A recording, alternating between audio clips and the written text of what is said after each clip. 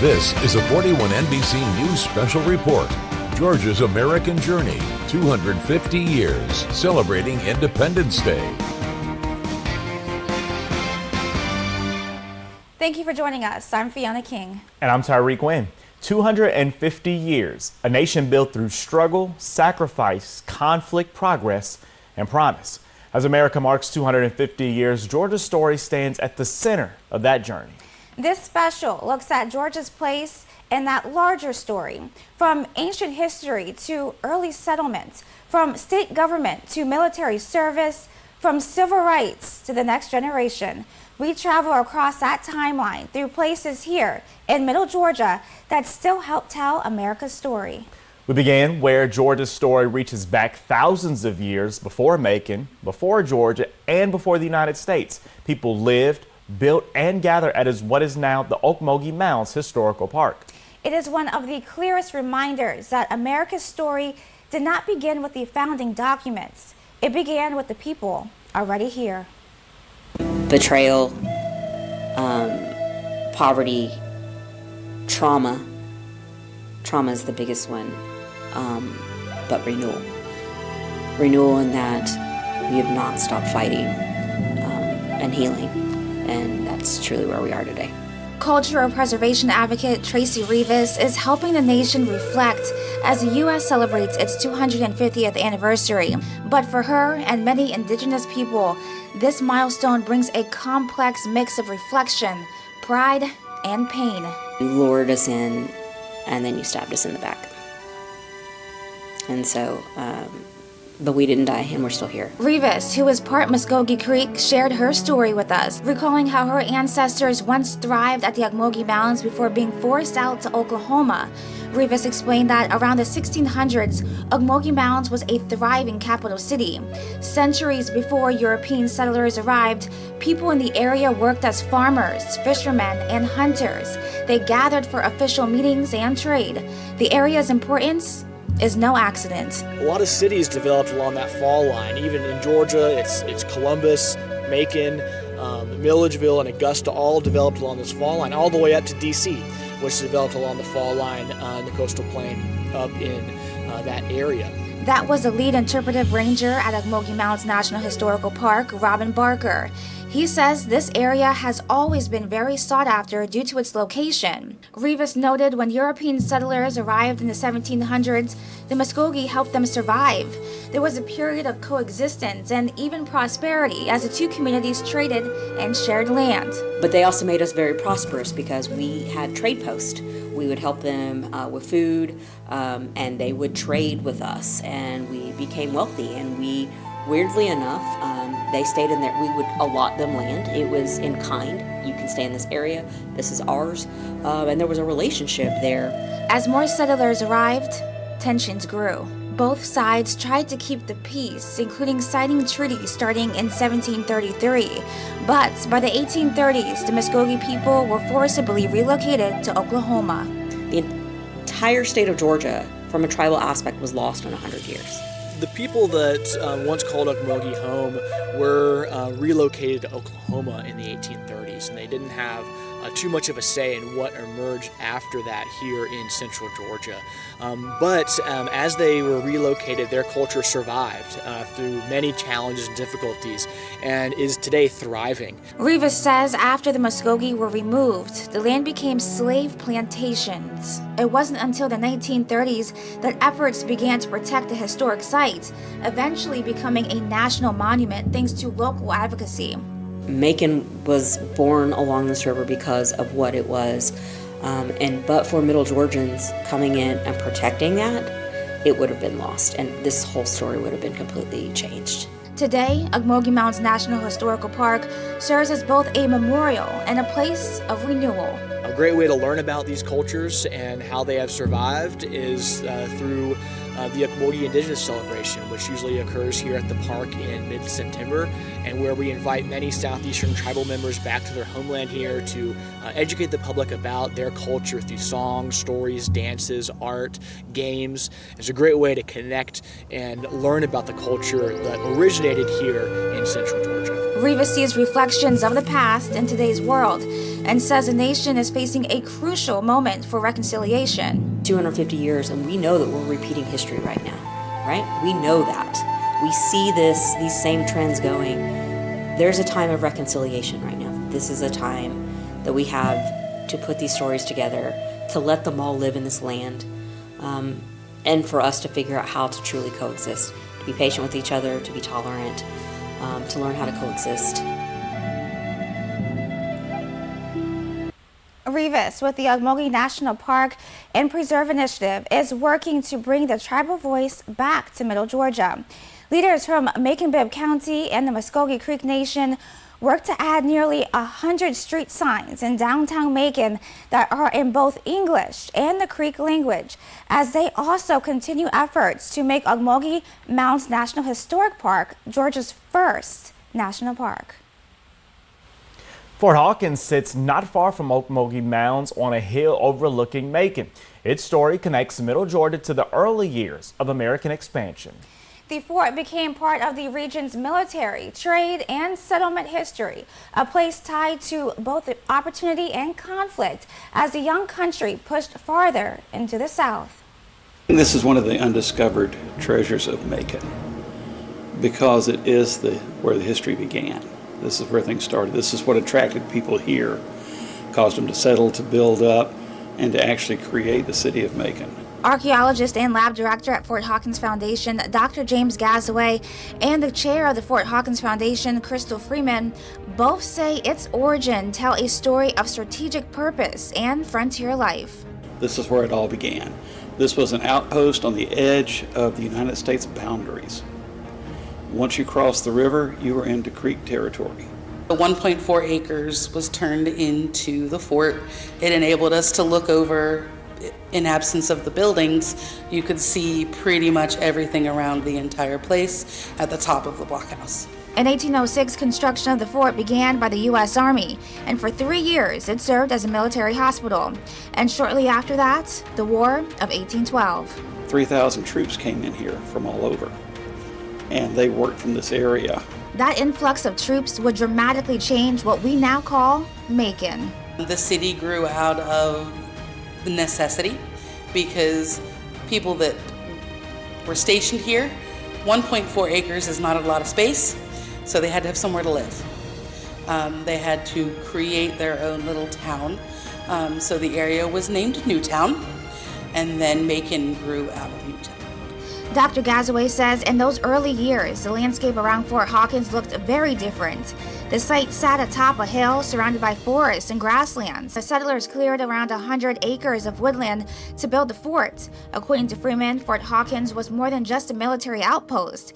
It became a vibrant hub where people came to trade, seek business opportunities, and secure the necessary paperwork to enter or leave the United States. It was the home of the fur trade there for a while. Because fur took off and took up in Europe, and this was where they traded, the natives and the locals traded in their furs for other goods that they would use. Over the decades, Fort Hawkins has witnessed dramatic change, from plantation land to an artillery battery for the Confederate Army to a baseball field in the early 1900s and later as a site of the Fort Hawkins School and also a park. Efforts to preserve and rebuild Fort Hawkins began in the 1920s. Manufacturing came in here. This was right on the fall line. From here north on most of the rivers are not navigable, but some of the rivers from here south to the ocean you can still use for waterways and transportation of goods. It wasn't until 1937 to 1939 that the Works Progress Administration and the Daughters of the American Revolution completed and dedicated the blockhouse replica that stands here today. Fort Hawkins continues to educate and inspire new generations.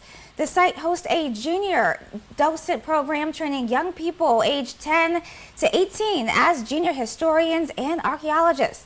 Participants learn about flag history, the region's past, and the everyday life of those who came before. Coming up, a building where Georgia's past still speaks. The old Capitol in Milledgeville was home to decisions that carry consequences for generations. Hear how this former seat of government helps tell Georgia's American journey. Plus, a state's constitution says a lot about who has power and who doesn't. Georgia has rewritten that document several times, often after major moments in state and national history.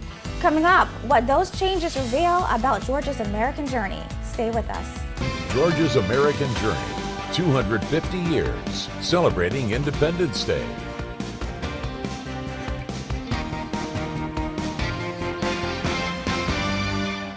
Every state has a document that defines how power works. In Georgia, that document has been rewritten several times, often during the state's most important turning points. From the American Revolution to the Civil War, Reconstruction, and the modern era, Georgia's constitutions show who had power, who gained rights, and who was left out.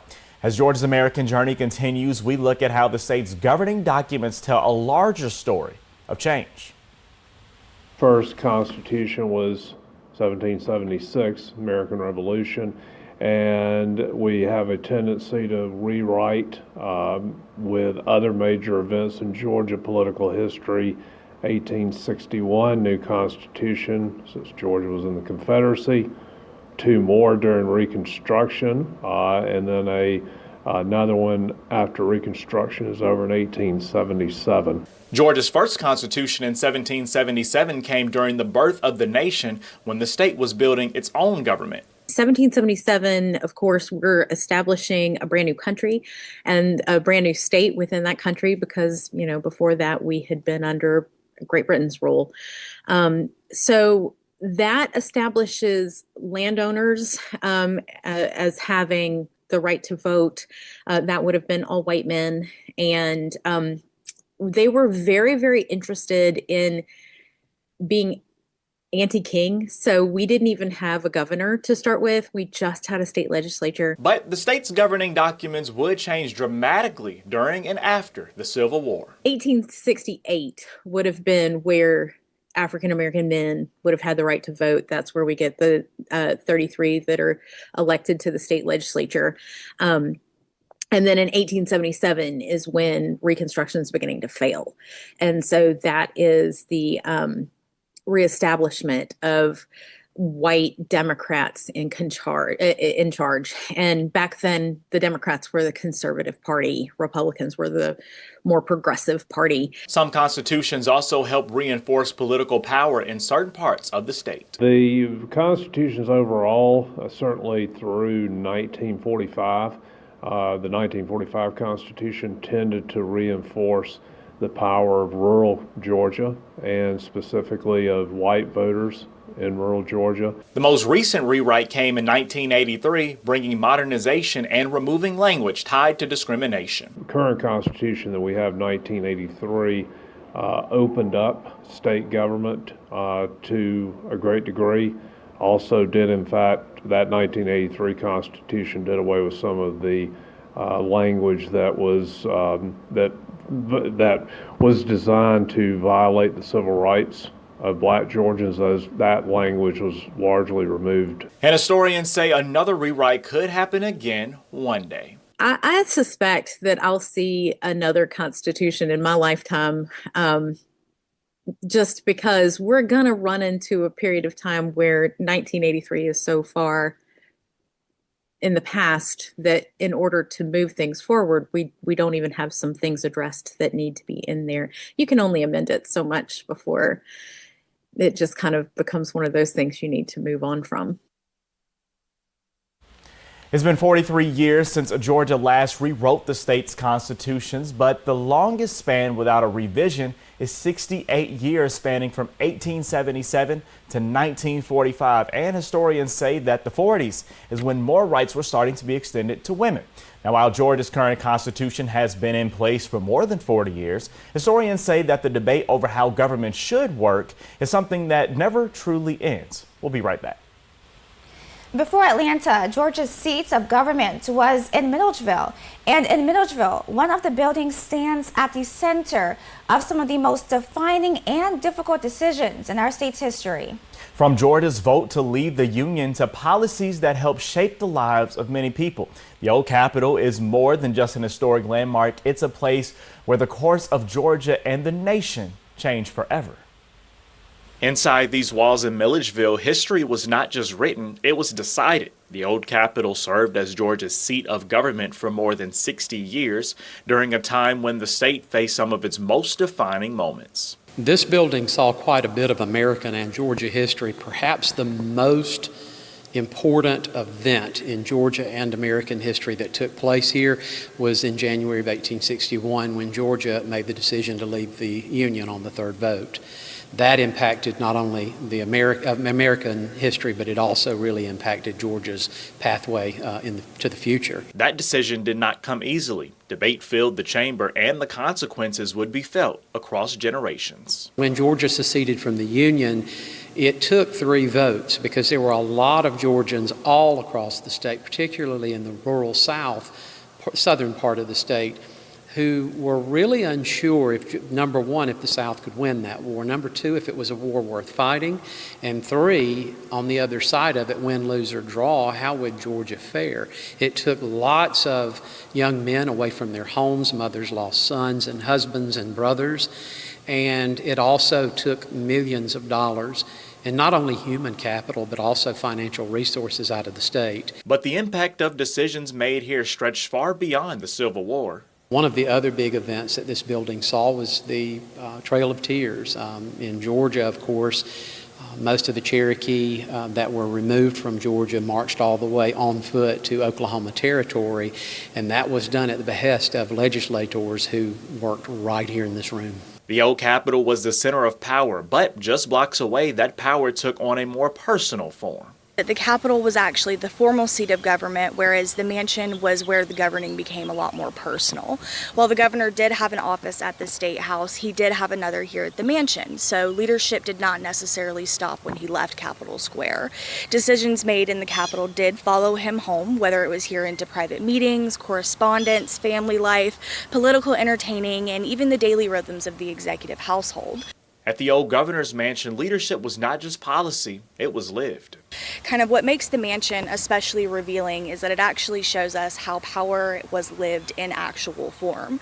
So here visitors can see that state leadership was not just speeches and legislation. It was also receiving callers, managing staff, hosting political gatherings, writing letters late at night, and even maintaining a household that depended on the labor of enslaved people. After the Civil War, Georgia's capital moved to Atlanta, leaving Milledgeville at a crossroads. This served as kind of a center of government. It served, of course, eventually as a part of Georgia Military College, which was founded in 1879 as Middle Georgia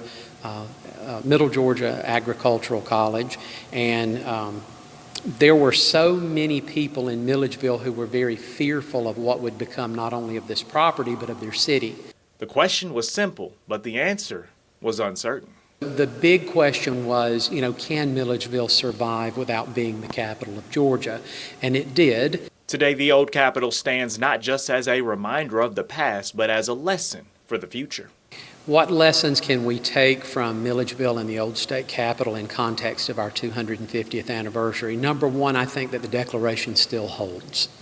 And I think that the Constitution, which came later, still holds, that leadership, when it is the right kind of leadership, can carry you through even the strangest and most difficult periods of history. A building where decisions once shaped a state and a nation, now offering a window into the weight of leadership and the cost of history.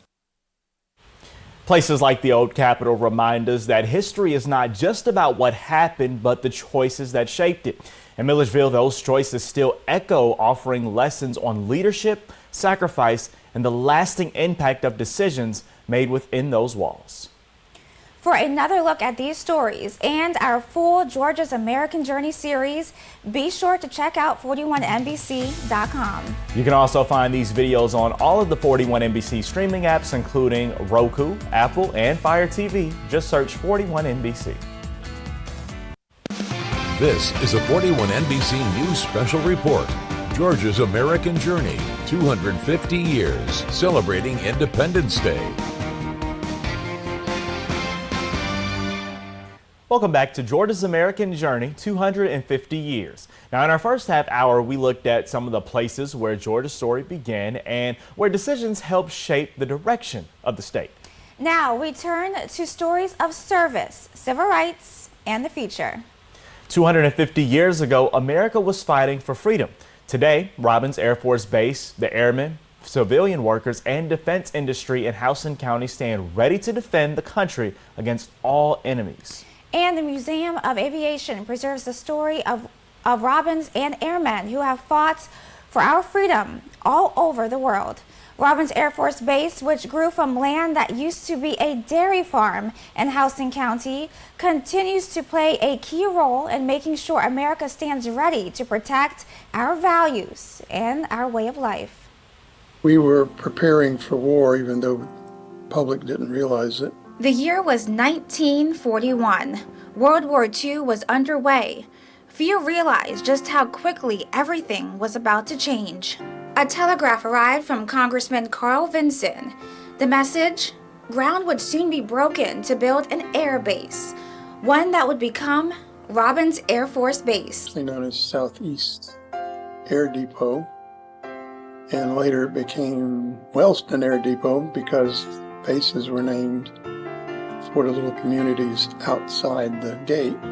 And at that time it was known as Wellston. The land at the time was a dairy farm, and it was close to the railroad, making it a perfect spot to move military equipment quickly. Dr. William Head, who goes by Bill, is the Robins Air Force Base historian. He says they broke ground officially on September 1st of 1941, but a monumental incident would speed up construction. The war started in Pearl Harbor, December 7th. And when that happened, everybody took it very seriously. They wanted to finish it. And by April of 1942, we actually had most of the buildings were built. The flight line was there. Robins Air Force Base was originally designed as a maintenance depot and cargo hub, but the mission quickly expanded. Mechanics became multitaskers, fixing every kind of aircraft. Anything that was in the area that needed, even Navy airplanes. We had Corsairs come in. Robins has always been a logistical kind of backbone of the Air Force. So it started as an Army Air Force maintenance and supply depot. And so almost every major airframe can be connected through their maintenance. By the end of the war in 1945, the base had a new name: Warner Robins Technical Services Command. Dr. Head said at the time the Army Air Force was uncertain if the base was going to close down. In 1946, we'd gone from 24,000 people back down to 3,900. Decades later, rumors of closure returned, but the community rallied together and refused to let go. The base so influential that the Museum of Aviation at Robins Air Force Base came about with the goal of preserving U.S. Air Force history and honoring aviation pioneers. The Air Force was born in 1947, and so we're responsible for telling that heritage and that history piece, but we're responsible for doing it here in Middle Georgia. So connecting the fibers of Southeastern history and Southeast aviation military history and marrying it up to the greater Air Force mission. And today, Robins Air Force Base stands strong and continues as a vital part of the Air Force warfighting team. We've been involved directly or indirectly in every major operation, even some minor ones, that the Air Force has carried out since World War II and all the way up till today. As America marks 250 years, Robins Air Force Base continues as a piece of our military's past, present, and future. Wow, just think all the things that have happened since the beginning, and we didn't know if we'd make it. The base has impacted the city of Warner Robins with jobs and local business growth and serves the entire state, proving to be a critical economic engine for Georgia. Robins Air Force Base leaders say the base's total economic impact for 2025 was $4.48 billion. Some parts of history are preserved by people willing to ask questions, gather memories, and tell the truth about what happened. A Middle Georgia production team is honoring the stories of some of America's last surviving World War II veterans with a new documentary called 10 Good Men. The Warner Robins-based production company spent nearly 3 years traveling across the country to preserve the first-hand accounts of veterans who flew B-17 bombers during World War II. The stories of World War II are often told through history books and archive footage, but for the team behind 10 Good Men, they wanted people to hear directly from the men who lived it. And one day we were given the opportunity to interview an actual World War II veteran. This was in late 2022. And he was, I believe, 98 years old at the time. And when we interviewed him, told his story, it got hundreds of thousands of views. That moment inspired a 3-year journey to track down some of the last living B-17 Flying Fortress crew members. It wasn't something, though, that we could sit around and plan. These veterans, on average, are 98 to 103, 104 years old. And so with that knowledge, we knew, hey, like if we are going to interview more of these guys, if we're going to tell their stories, we've got to do it now. The documentary features 10 World War II veterans who flew missions over Europe during the war. We found any of the last surviving veterans that we could find. And particularly for this project, we put together the interviews of all of the veterans who flew on this aircraft, the B-17 Flying Fortress, into a compelling 85-minute documentary that tells the story of the aircraft and the men who flew it. The film includes restored and colorized archive footage, but the filmmakers say the most powerful moments came during the interviews. One of the B-17 pilots is telling us a story, and an aircraft right in front of his in the formation takes a hit by enemy fire, and it explodes, and it goes right underneath their aircraft. And their ball turret gunner, who's underneath the bomber, says, "What was that?" You know, it just went right underneath him. And the pilot says, "That was Jim." And what does he have to do? He moves up and takes his spot in the formation and just keeps going on. Moments like that were really emotional. For cinematographer Joshua Prophet, he says hearing the stories firsthand changed his perspective on the war. Got the opportunity to film some of these vets, and my eyes were immediately open, right? Because you learn about World War II in school, and you learn how gruesome of a war it is, what we were fighting for as America, how we were brought into it, because we were literally attacked on our own soil at Pearl Harbor. But when you talk to somebody who has firsthand experience, then it really opens your eyes. The crew filmed many of the interviews inside small senior living facilities and private homes, adapting to whatever conditions they encountered. Some of these guys were in, senior living homes that were literally like super small spaces. And so you never really knew what you're gonna, have to work with. And we had to adapt to certain situations. But my job was to, make it look as good as possible with the canvas that we had to work with. Also, while the documentary tells stories of war, the filmmakers say it also highlights the quiet heroism of men who returned home and rarely talked about their service. Some of them just basically live without telling people what they did. They might go to your church and nobody knows that guy flew 25 missions over Germany during World War II.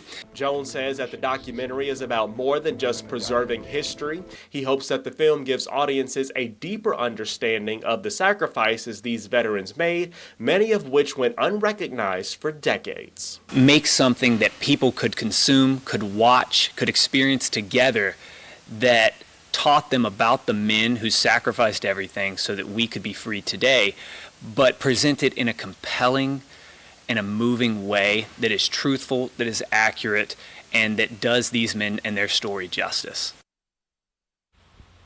The filmmakers say that the documentary has already received praise from military historians and authors, and the teaser trailer generated hundreds of thousands of views online ahead of the premiere back in May.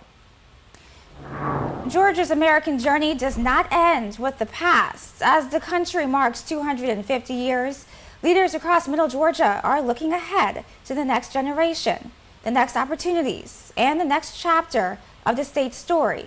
Coming up, a look at Georgia's next 250 years. Plus, long before the marches and speeches that changed the nation, Dr. Martin Luther King Jr. found an early public voice in Dublin. Coming up, the story of the church, the speech, and the legacy still standing today. Stay with us. You're watching Georgia's American Journey, 250 years, celebrating Independence Day.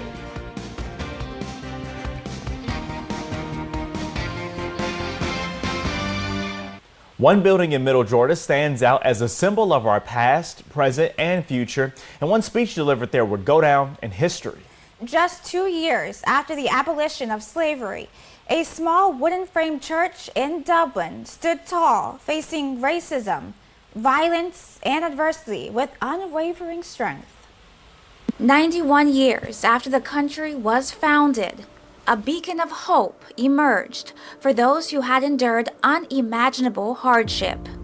Kerosene lamps that would be pulled down from the ceiling for lighting, a wood-burning stove for heat. The original First African Baptist Church was just a few feet from where the current one stands today. The present church, built in 1914, quickly became a sanctuary for African Americans seeking a safe place to worship. That sanctuary was not always safe. During the Civil Rights era, violence found its way inside. Shots fired through the windows, the bullet holes still visible today. Back then, it wasn't many churches that you could worship in the black community, and in Dublin in particular, First African Baptist Church was the place that the blacks would come and worship.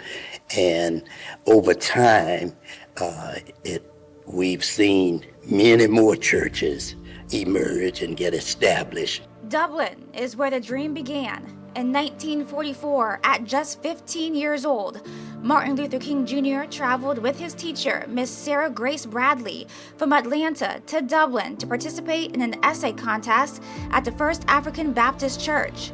His speech, The Negro and the Constitution, voiced his hope for true equality. He won first place, but it was a moment before the speech that would shape his journey and the nation's future. When they got to a certain point in Dublin, they were able to get on the bus and they were able to sit down where they wanted to sit down. And he and Miss Bradley sat near the front of the bus.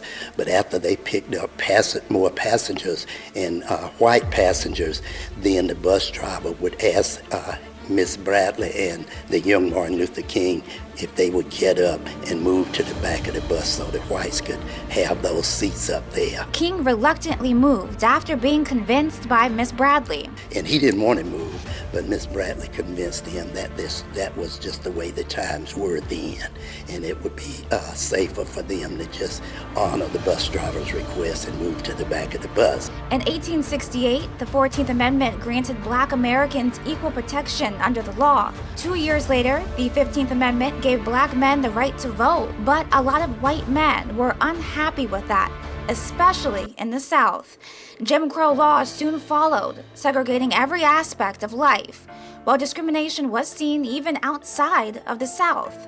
America celebrating 250 years, all of that time was not good time for African Americans, because, we dealt with slavery and all of that, So, but we gradually, over time, the accomplishments that people have made, particularly speaking of African Americans, we came a long way. Today, the legacy of the First African Baptist Church and Martin Luther King Jr.'s first speech there is a source of pride for Dublin and all of Middle Georgia. Every year, the city celebrates Dr. King's speech-making tradition. Annually, we have an oratorical speech contest, and it's held close to the actual date that he gave his first public speech. King's legacy lives on in Dublin. Visit Dublin partners with the church throughout the year, welcoming visitors to experience the history. We partner with the church 3 times a year in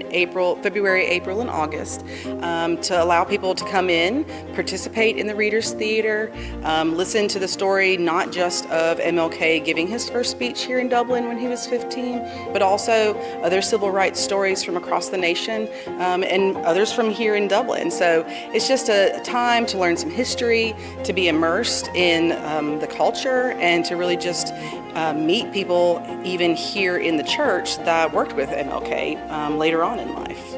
Just across the street is the Martin Luther King Monument Park, another space for reflection and connection.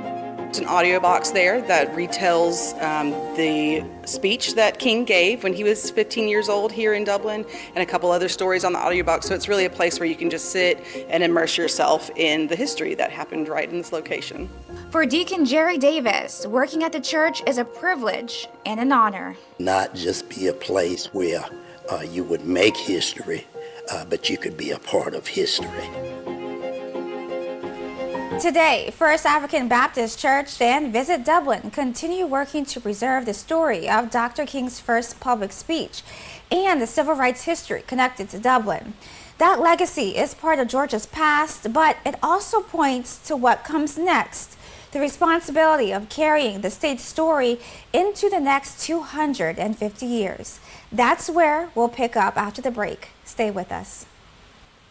It's time to look ahead to the future. Questions are already being asked about what the next 250 years will look like for our country.